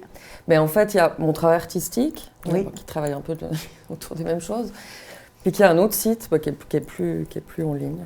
Enfin, bref. Ben, moi, j'ai vu quelque chose quand même. Ouais, mais j'ai laissé un peu de côté. Mais en 2019, je crois, j'avais envie de reproposer la photographie funéraire comme au début du 19e. Oui. 20e, pardon. Je sais jamais. Du coup, je proposais mes services en fait aux pompes funèbres, de proposer aux familles, s'ils voulaient un portrait du défunt, comme on le faisait avant, ou dans certaines cultures, on le fait toujours, mais aussi de la cérémonie, ça peut être de l'apéro, parce que c'est quand même des moments qui sont forts en émotion, en fait. C'est pas forcément toujours triste, et c'est des moments aussi assez beaux, parce que c'est des moments où tout le monde se réunit. C'est des occasions où les gens se sont pas vus depuis des années, donc il y a aussi un truc... voilà. Donc j'avais envie de reproposer ça. Mais dans cette photo à laquelle je pense, c'est dommage que j'aurais dû vous dire de la porter, c'est qu'on ne voit pas le visage, qu'on ne voit quasiment rien. On voit 2 mains sur un drap un peu soyeux et des pétales de rose. Et instantanément, on sait ce que c'est. Et ça, oui, il y a comme un code. Bon, après, les mains croisées, il y en aura... j'en ai plus incorporé dans mes images, par exemple. De la sélection finale de ces images-là, parce que c'est le premier truc qu'on fait, en fait. Parce que photographier un visage d'un cadavre, c'est étrange, en fait. C'est quelqu'un qui est pas présent, qui nous regarde pas, qui dit rien. Enfin, on pourrait avoir toutes les libertés possibles, en fait. Oui, mais qui est très présent, d'une certaine façon. Oui. C'est très étonnant. Alors, on va s'arrêter là avec vous. On aura la possibilité de vous poser après des questions. Klaus Petrus. Photojournaliste. On change alors du tout au tout. Préparez-vous parce qu'on a été dans la règle stricte avec la recherche sociologique. On a été dans une certaine idéalisation malgré tout, une sublimation, disons, de la recherche, de l'absence, de la présence. Et là, on est vraiment sur le terrain politique, sur le terrain des marginalités, sur le terrain avec des photos très puissantes. On va les découvrir et ensuite je ferai mon questionnement, si vous êtes d'accord. Klaus Petrus, danke vielmals. You can start, my friend. Okay. Das ist jetzt wirklich etwas ganz anderes. Ich glaube, als Fotojournalist Ethik gibt es irgendwie wie 2 Fragen. Die eine Frage bezieht sich auf die Leute, die man fotografiert, haben wir kurz schon gesagt. Da ist sicher die Würde ganz wichtig. Und die andere Frage ist, welche Verantwortung haben wir Fotojournalisten gegenüber euch? Ja. Also denen, die lesen, die Bilder betrachten. Das ist nochmals eine andere Frage. Und mich interessiert vor allem das Zweite. Also welche Verantwortung haben wir Fotojournalisten gegenüber dem Publikum? Excusez-moi, rapidement. Oui, je traduis Raphaël. vite. Alors, en tant que journaliste, photojournaliste professionnel, il y a deux questions qui se posent, justement la question de la dignité et puis la responsabilité envers le lectorat d'un journal, enfin le public en général. Et c'est surtout ça qui intéresse Klaus Petrus. Genau, und in dem Zusammenhang gibt es einen Punkt, der mich umtreibt oder sehr interessiert, und das ist die Frage, welche Bilder wir alle im Kopf haben, beziehungsweise welche Bilder wir Fotojournalisten in eure Köpfe setzen. Und oft, denke ich, sind es immer wieder dieselben Bilder, die wir im Kopf haben. Also ein Beispiel: Wenn Sie jetzt daran denken, an Nahost, Konflikt zwischen Palästina und Israel, und man schließt die Augen, stellt sich ein Bild vor, dass diese Szenerie ist, dann würde ich 100 Franken wetten, dass dieses Bild in etwa so aussieht. Quelles images, en fait, on projette ou on implante dans la tête des gens? C'est une question qui se pose en tant que professionnel, enfin en tant que photographe journaliste. Et par exemple, ça, c'est exactement la photo qu'on imagine du Proche-Orient, du conflit au Proche-Orient. Genau, oder als anderes Beispiel, wenn Sie sich jetzt vorstellen, Ukraine-Krieg und Sie sich so Bilder vorstellen. Si vous vous imaginez la guerre en Ukraine, alors les images qui vous viennent en tête? Dann sind es wahrscheinlich genau solche Bilder, die irgendwie im Kopf sind. Exactement ce genre de photo-là. Oder aber man kann sich jetzt vorstellen, Migration, Fluchtrouten durch den Balkan, junge Männer, Afghanistan, Pakistan, und dann schließt man die Augen und stellt sich so einen Flüchtling vor. Si vous pensez à la migration, aux réfugiés, à leur chemin d'Afghanistan jusqu'en Occident, enfin jusque chez nous, en Europe, ben, on va penser à des images comme celles qui suivent. Also das sind, glaube ich, so Bilder, die so typische Bilder sind, die wir im Kopf haben. Und ich glaube, die Bilder sind erstens keine guten Bilder. Sie sind schlechte Bilder. Ich darf das sagen, weil ich sie selbst gemacht habe. C'est justement les images qu'on a en tête, et il trouve que ce ne sont pas des bonnes images. Il a le droit de le dire parce que c'est lui qui a fait ces photos. Sie sind deshalb keine guten Bilder, weil sie langweilig sind. Wir haben sie schon 10.000 Mal gesehen. Ce ne sont pas des bonnes images parce qu'elles sont ennuyeuses et on les a déjà vues 1000 fois. Sie sind aber auch, und das ist jetzt für mich der wichtige Punkt, sie sind gefährliche Bilder. Und zwar deshalb, weil sie das bestätigen, was wir immer schon im Kopf haben. Ce sont aussi des images dangereuses parce qu'elles confirment ce qu'on a en tête. Und das ist, glaube ich, der ethische Punkt oder der Punkt, wo Ethik für mich eine große Rolle spielt. Also ich finde es gefährlich oder fragwürdig, wenn wir als Fotojournalisten eigentlich immer dieselben Bilder machen, die schon in den Köpfen der Leute drin sind, weil sich dann wirklich so ein bestimmtes Bild festsetzt, zum Beispiel von dem Flüchtling. Donc c'est justement ce qu'il trouve intéressant, ou c'est la question qui se pose en tant que journaliste, c'est que c'est cette reproduction de photos qu'on a intériorisées, qu'on a en tête, et c'est ça l'enjeu en fait. Il faut éviter ça. Genau, und ich glaube auch, dass ein Problem ist, genau deshalb, wenn man plötzlich dieses Bild hat von dem Flüchtling, von diesem Stereotyp, ist eigentlich ein Stereotyp, dass man in dem Sinne den Menschen hinter dem Stereotypen nicht mehr sieht. Also man hat so ein generelles Bild von dem Flüchtling oder dem Palästinenser, der Steine wirft, oder dem Israeli, der sehr bewaffnet ist und so weiter. Man hat einfach immer ein fixes Bild, und der Mensch dahinter verschwindet oder sieht man gar nicht mehr. On oublie la personne, l'humain derrière le stéréotype, en fait, quand on pense à qu'est-ce que vous avez dit, le réfugié, le Palestinien, enfin, on a comme un grand stéréotype qui nous vient en tête. Genau, und vor diesem Hintergrund ist es für meine Arbeit wichtig zu überlegen, wie kann man diese Stereotypen aufweichen oder was kann man diesen Stereotypen entgegensetzen. Donc, dans son travail, il aimerait justement assouplir le stéréotype, enfin un peu voir qu'est-ce qu'on peut lui opposer. Genau. Und Ich versuche jetzt so 1, 2 Beispiele zu zeigen, was eine Möglichkeit wäre.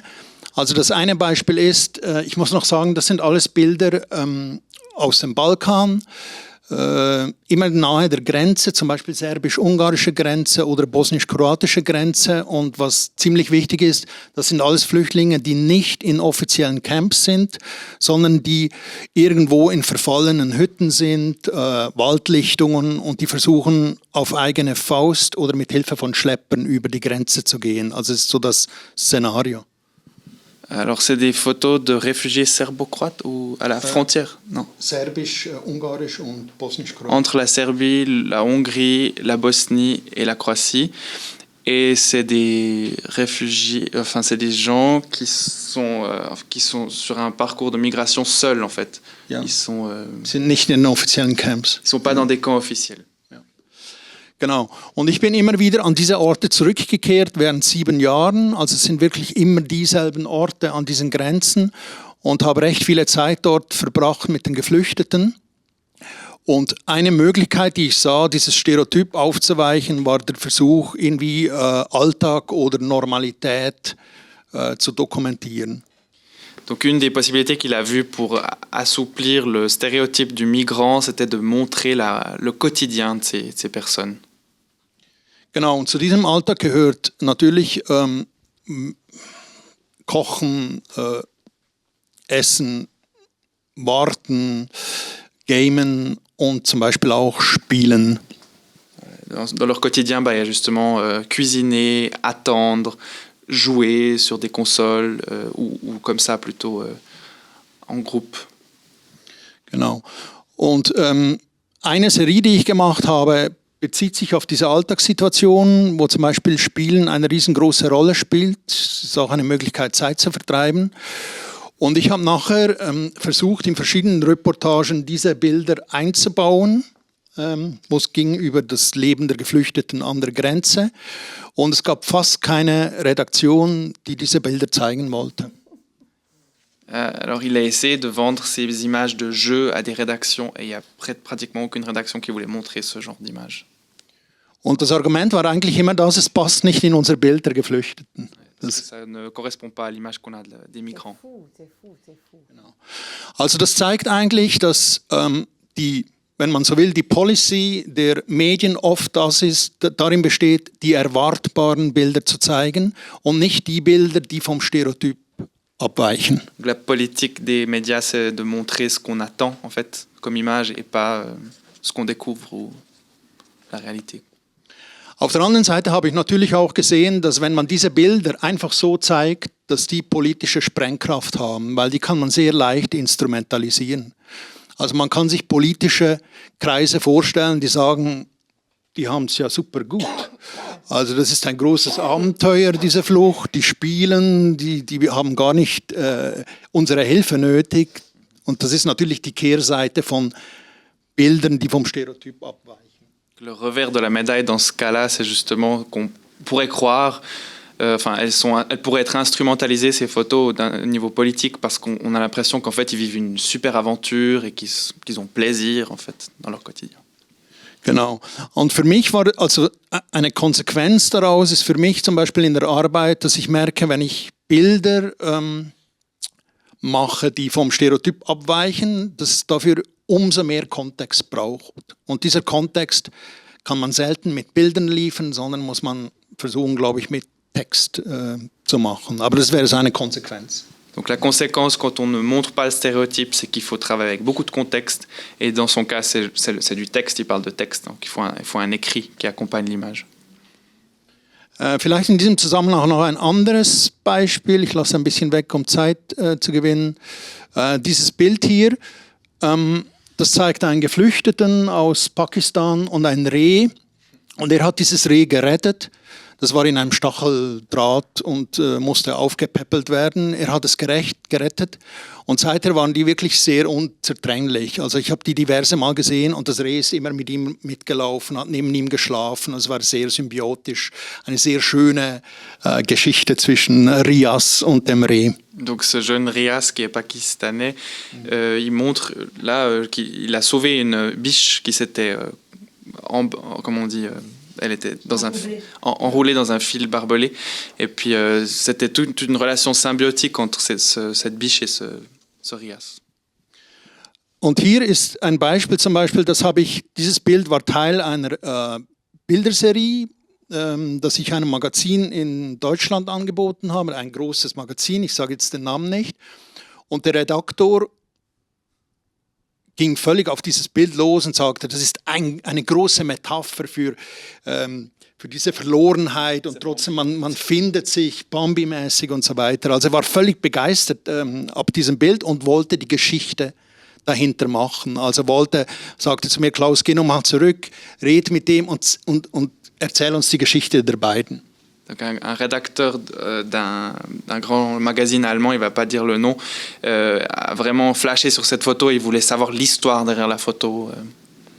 Et il voulait que Klaus retourne en fait sur place et qu'il raconte l'histoire de Rias. Ich habe die beiden schon während der Jahre immer wieder getroffen und ich kannte die Geschichte dahinter. Nämlich die Geschichte dahinter ist die, dass Rias nicht ein Geflüchteter ist, sondern ein getarnter Geflüchteter ist. Er ist Teil eines großen Schleppersystems, das in Pakistan beginnt und in Frankfurt aufhört. Alors il est retourné plusieurs fois en une année. Et en fait, il sait que derrière Rias se cache en fait une personne qui n'est pas tout à fait claire. Il est plutôt schlepper, comme on dit. Smuggler. Il aide en fait c'est un passeur, voilà. C'est un passeur plus qu'un réfugié lui-même en fait. Also der Rias war einer, der sehr viel Geld verdient hat an dieser Flüchtlingsgeschichte. Und als ich dem Redaktor diese Geschichte erzählte, dass der Rias eigentlich nicht ein Flüchtling ist, sondern Teil ist dieser Schlepper, war er überhaupt nicht mehr an der Geschichte interessiert.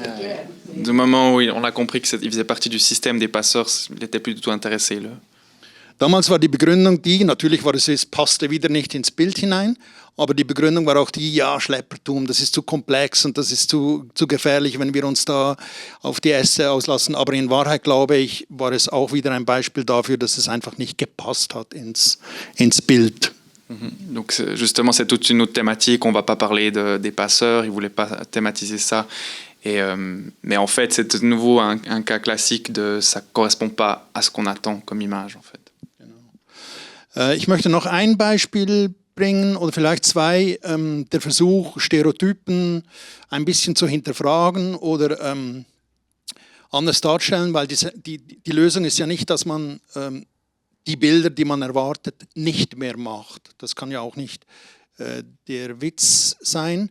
Ich habe seit vielen Jahren mache ich Reportagen über Drogensüchtige, Obdachlose, Sexarbeiterinnen in verschiedenen Schweizer Städten, unter anderem in Bern, und habe natürlich auch sehr viele Bilder dort gezeigt, die typische Bilder sind und in dem Sinne auch erwartbare Bilder sind. Donc la solution pour lui, ça peut pas être de ne plus faire des images attendues justement. Et là, lui, il a fait plusieurs reportages sur des prostituées, enfin des travailleuses du sexe, des gens qui sont addicts dans plusieurs villes de Suisse. Et, ouais. Genau, und eine Variante war, dass ich die Leute, die süchtig sind oder auch Sexarbeiterinnen oder Obdachlose porträtiert habe in einem Umfeld oder auf eine Art, die,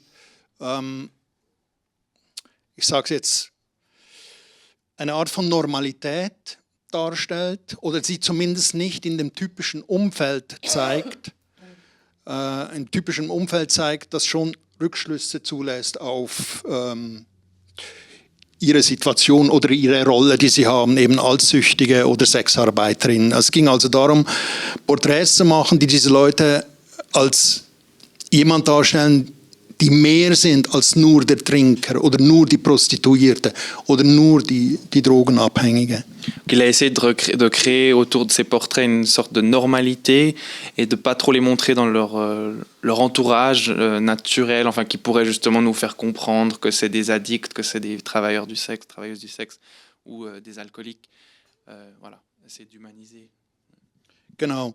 Für mich war interessant, also ich wusste es eigentlich irgendwie schon, aber für mich war interessant, dass ich im Rahmen dieser Arbeit kritisiert wurde. Und zwar dahingehend, dass mir vorgeworfen wurde, ich würde genau mit solchen Porträts die Themen ästhetisieren und ihnen in dem Sinne das unmittelbare, authentische, dokumentarische wegnehmen, sondern ja, die Thematik schlussendlich ästhetisieren. Donc, ce qu'on lui a reproché, c'est qu'il esthétisait quelque chose et qu'il enlevait l'aspect documentaire de l'immédiaticité, enfin de l'immédiat, où il aurait pu capturer quelque chose. Genau, und das ist für mich der zweite Aspekt. Also der erste Aspekt war das mit Stereotyp, der zweite Aspekt, wo mit Ethik zu tun hat. Und das ist für mich eine offene Frage. Ich glaube wirklich, dass die Gefahr der Ästhetisierung eine ganz ernsthafte ist. Also zum Beispiel in der Kriegsfotografie ist es heute tendenziell so, dass die Fotos technisch unglaublich gut sind, kompositorisch unglaublich gut sind und aufgrund dessen suggerieren, dass es ein schöner oder sauberer Krieg ist. Also es gibt so offensichtliche Fälle für mich, wo ich wirklich auch sagen würde, da ist es problematisch, wenn zu viel Ästhetik in die Geschichten reinkommt.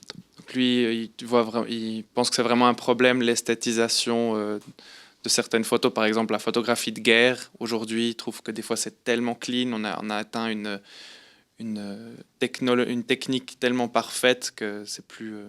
que ça doit vraiment être remis en question. Genau. Ich bringe noch ein Beispiel, wo ich auch das Gefühl habe, bei meiner eigenen Arbeit, das ist eine Situation in Somalia aus dem Hungergebiet, wo das ist 2022 oder 2023 entstanden, wo wirklich viele 100.000 Leute verhungert sind, insbesondere Kinder. Und ich war dort wirklich in der Pampa in einem der letzten Kinderspitäler, die es dort noch gab, und habe diese Aufnahme gemacht, war viele Tage dort, speziell mit dieser Frau und ihrem Sohn Hassan, und habe dieses Bild gemacht. Und natürlich, es ist klar, es erinnert an Pietà, es ist diese Ästhetik die da weitergetragen wird, insbesondere auch mit Schwarz-Weiß-Bild. Und ich persönlich bin zum Beispiel sehr kritisch, also dieses Bild hat einen Preis gewonnen, ich sage es nur deswegen, weil ja, es funktioniert offenbar. Ich selbst bin sehr kritisch gegenüber dem Bild, und zwar aus dem folgenden Grund, hat wieder mit Stereotypen zu tun. Ich glaube, es gibt eine Art der Ästhetisierung, die wegführt von den einzelnen Menschen. Man sieht nicht mehr Hassan und man sieht nicht mehr Ayun, sondern man sieht stereotypmäßig oder metaphorisch das Leid, dieses stumme Leid, das eine Mutter hat gegenüber einem Kind, das verhungert. Donc il a fait un reportage photo en Somalie en 2021-2022 et il a photographié des gens qui étaient touchés par la famine. Il y avait une énorme famine en Somalie, des centaines de milliers de personnes. Et là, en fait, il a reçu un prix pour cette photo parce que, bien sûr, elle est très esthétique et elle nous rappelle des motifs bibliques, enfin, la pietà, la piété. Et qu'en fait, de nouveau, c'est pas la personne qui est portraitée, c'est pas Hassan sur l'enfant de cette femme, mais plutôt l'image qu'on s'en fait, enfin, ou les modèles qu'on a, en fait.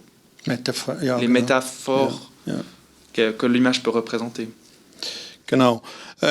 Und das war für mich auch wieder interessant im Zusammenhang mit einer Redaktion. Ich habe dieses Bild auch in die Kollektion aufgenommen, aber auch noch eine Alternative, und zwar dieses Bild. Oh, das ist jetzt nicht da. Das ist die neue Präsentation, die ich dir geschickt habe. Ich versuche es zu beschreiben. Es ist die genau gleiche Situation, aber das Foto ist von der Seite.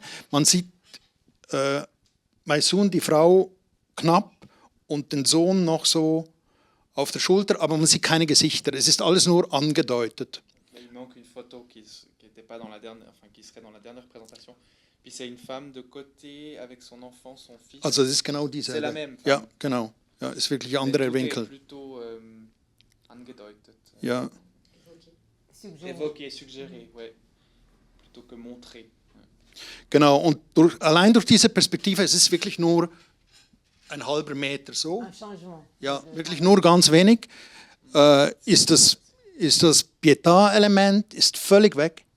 Man hat keine Assoziation mehr mit diesem Pietà-Ding. Und ab dem Moment, weil man die Frau noch sieht von der Seite, das Gesicht noch und den Jungen, man sieht, dass sie ein Kind auf dem Arm hat.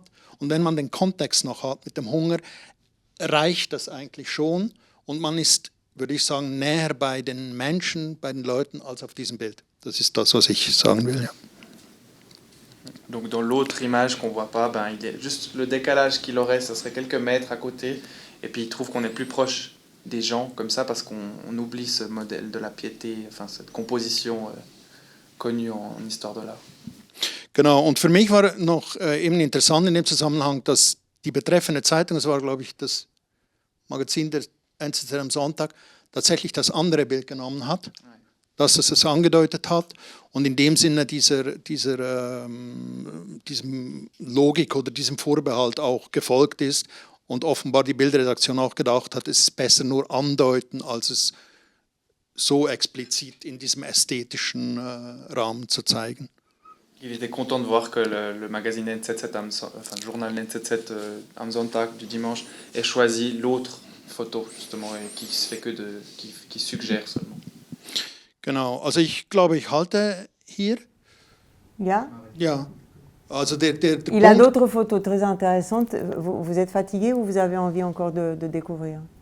Ich glaube, es wiederholt sich Ja? ein bisschen. Also für mich ist... Ça suffit pour vous? Ja, für mich ist, glaube ich, okay. Vous avez des questions pour Klaus? Oui? Vas-y. Non, vas-y. Je trouve super intéressant et parce qu'en fait les photos de la prison, elles ont été publiées dans des revues scientifiques deux, trois fois. Et une fois, il y a eu une exposition, on m'a demandé les photos, où il y avait les photos d'un photographe, je ne dis pas qui c'est, et puis les photos des détenus. Et j'ai été voir l'exposition, et il y avait les photos du photographe comme ça. Puis je disais, ah, mais elles sont où les photos Et j'ai dû aller derrière, elles étaient en fait cachées derrière. Je disais, ah bon, d'accord. Et puis j'ai posé la question, je dis, mais il y a une disproportion dans le nombre et dans l'agencement. Puis on m'a dit, elles sont un peu, elles laissent un peu perplexe. Puis j'ai dit, mais à cause de l'esthétique. Non, mais il n'y a pas la souffrance, il n'y a pas la dénonciation, il n'y a pas tout ce qu'on veut voir dans une photo sur la prison. Et en fait, après, j'ai écrit un article, enfin, je suis en train d'écrire un article sur la photo modeste, de vie modeste. L'âge des pauvres, comme la pauvre en Italie. Oui, mais même sur le contenu. Oui. C'est-à-dire, non, les détenus ne sont pas là avec les mains sur les barreaux, parce que ce n'est pas leur vie quotidienne, en fait. Ça, parce que sinon, ils deviendraient fous s'ils étaient révoltés toute la journée. Et voilà. Et donc, j'ai beaucoup réfléchi sur le côté modeste, tant du contenant que du contenu de la photo. Et les gens veulent pas ça. Les gens veulent la souffrance et je trouve super intéressant. Le cliché, Merci. en fait, comme il dit. Oui, Il y a cliché, une narration dans chaque sujet. Nous avons dans notre tête déjà une narration de comment ça doit être. Ouais. Ja, es ist noch, ich finde es interessant. Ich glaube, wir sind auch in einer Tradition, also jetzt unsere westliche Tradition, die auch von der Religion, glaube ich, her, von diesem Christlichen, das Leid muss pathetisch sein. Also stummes, unspektakuläres Leid ist kein Leid. Also es braucht dieser Pathos, es braucht diese Inszenierung und mit der Inszenierung kommen all die Klischees. Und jedes Mal, wenn du das Klischee brichst, brauchst du eine Zusatzerklärung oder die Leute sagen, es ist nicht echt. Das ist interessant. Also eben auch die Fluchtbilder. Wenn es zu schön ist oder zu heiter, dann kann es doch kein Drama sein. Dann gibt es doch kein Migrationsproblem.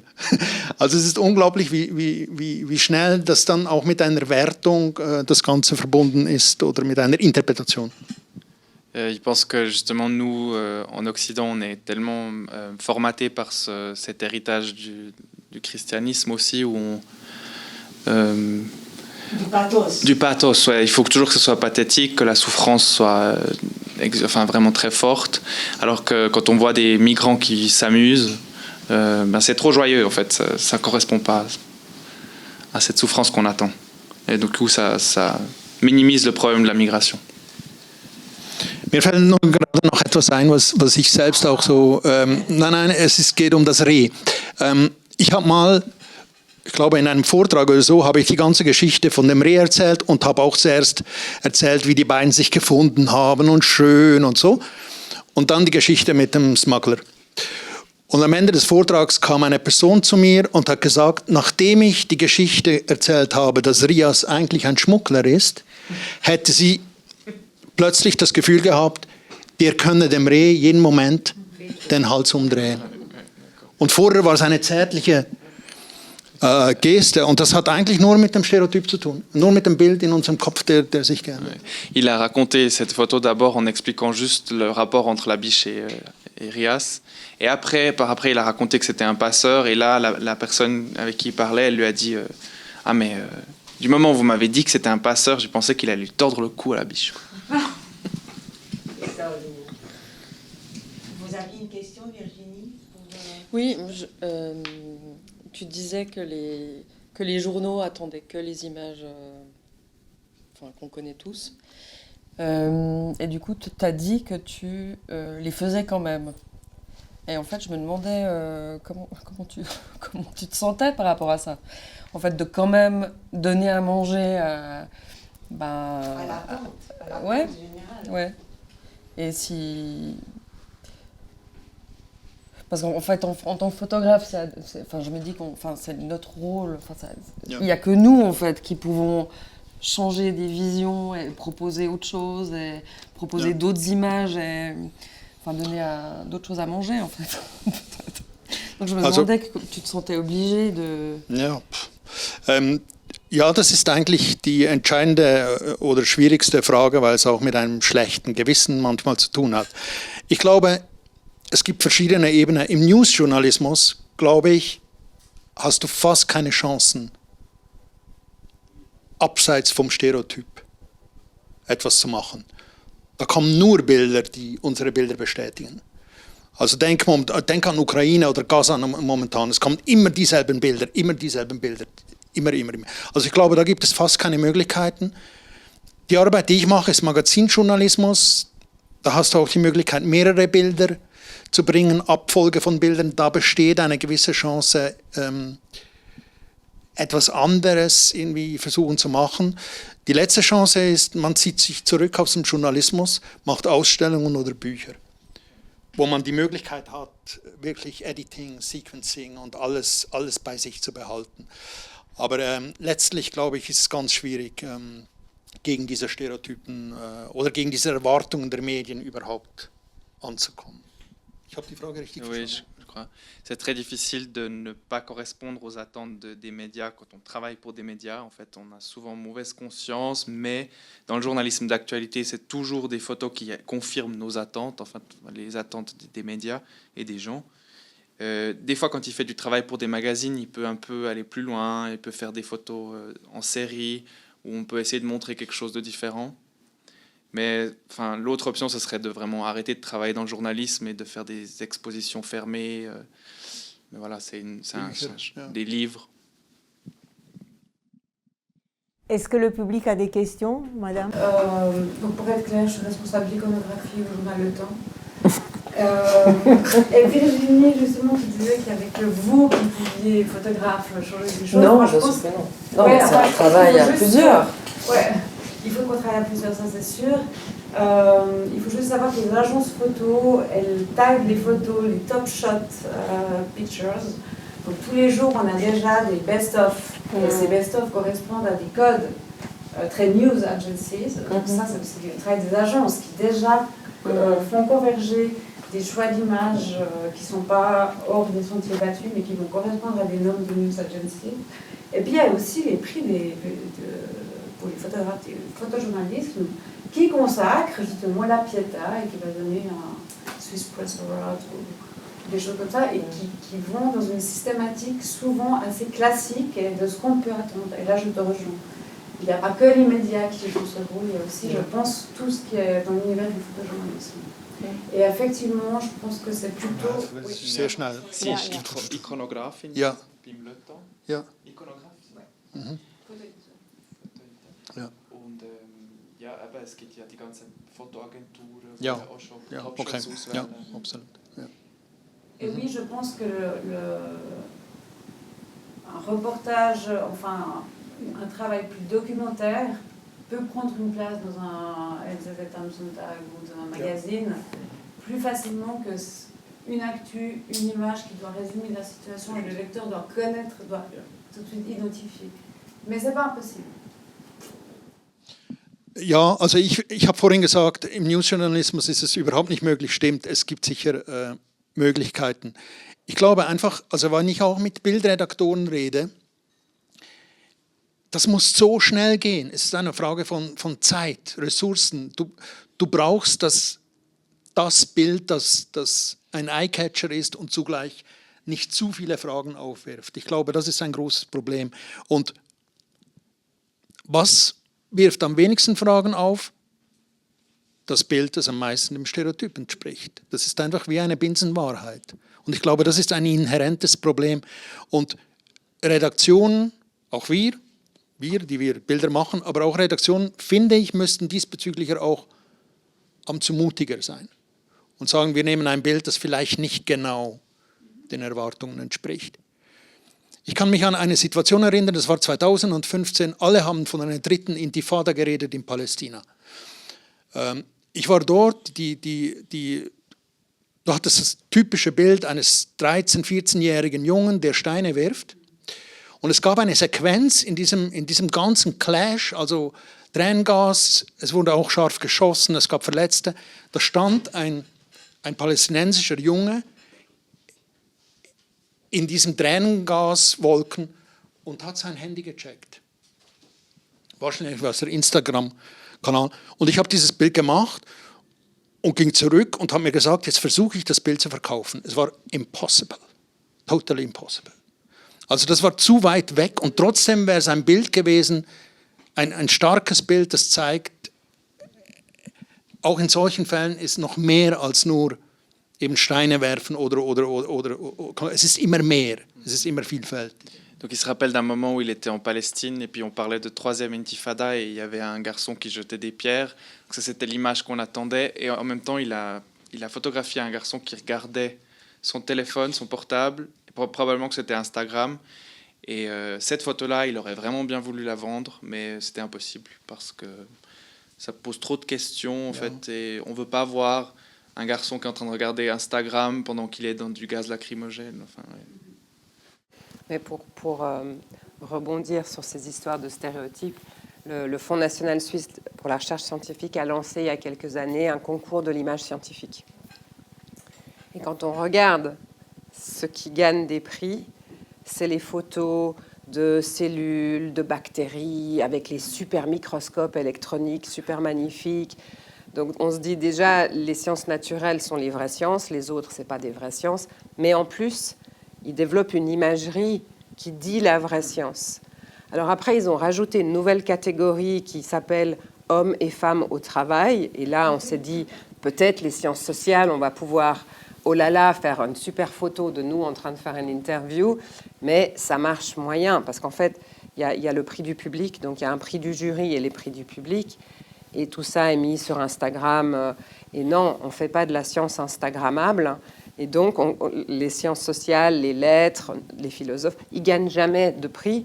Et c'est toujours cette imagerie médicale qui dit aussi le progrès, qui dit la science va résoudre tous les problèmes de la société. Et je trouvais ça intéressant que même dans le monde scientifique, maintenant, il y a ce côté, il faut que la science soit instagrammable pour que le public adhère, mais une certaine science et des certaines images qui disent le stéréotype de ce truc prométhéen, en fait, de la science.